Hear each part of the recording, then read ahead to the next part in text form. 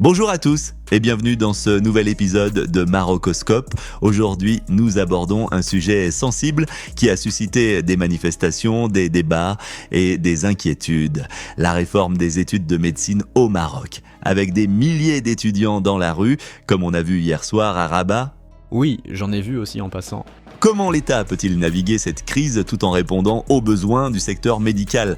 Et puis tout d'abord, il faut comprendre les motivations derrière cette réforme. L'objectif du gouvernement est simple, pallier la pénurie de médecins dans les hôpitaux publics en accélérant la formation des futurs praticiens. Actuellement, le Maroc fait face à un manque de plus de 32 000 médecins. Pour répondre aux besoins de sa population, le raccourcissement des études de 7 à 6 ans vise à injecter plus rapidement de jeunes diplômés dans le système. Surtout dans les zones rurales où les médecins en manquent cruellement. Bon, à mon avis, c'est un mal nécessaire. Je m'explique. D'un côté, les étudiants en médecine voient cette réforme comme une réduction de la qualité de leur formation, craignant qu'elle compromette leurs compétences futures. Cependant, il est essentiel de reconnaître qu'il ne s'agit pas d'une simple volonté de l'État de faire vite.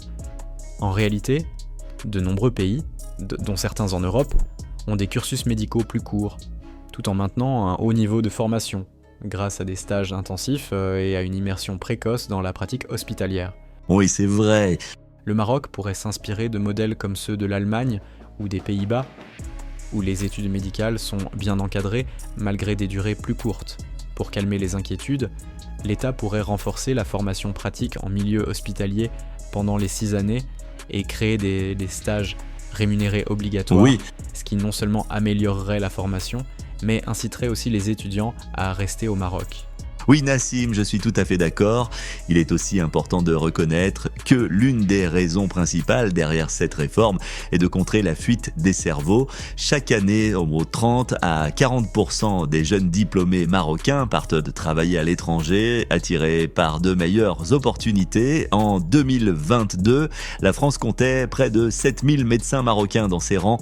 Face à ce défi, le gouvernement espère que réduire la durée des études permettra de limiter cette hémorragie en intégrant plus rapidement les médecins dans le système marocain ou avant qu'ils ne partent. Toutefois, soyons clairs, cela ne suffira pas à retenir ces jeunes talents, comme l'a montré l'exemple de la Roumanie où des milliers de médecins sont également partis en Europe. Ce n'est pas la durée des études qui freine les départs, mais plutôt l'amélioration des conditions de travail et des rémunérations.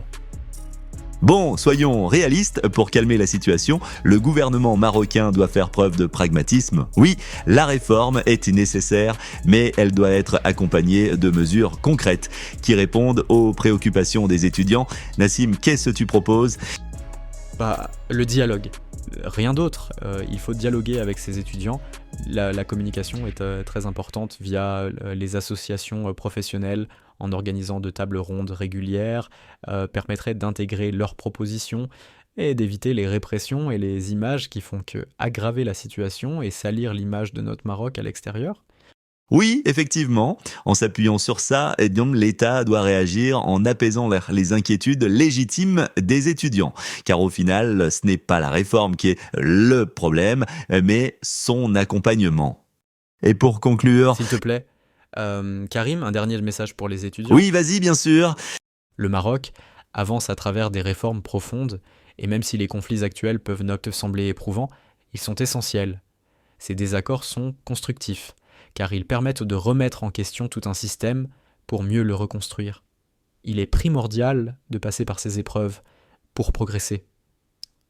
Vous êtes l'espoir de notre santé publique, et ensemble, en restant unis, nous bâtirons un avenir solide.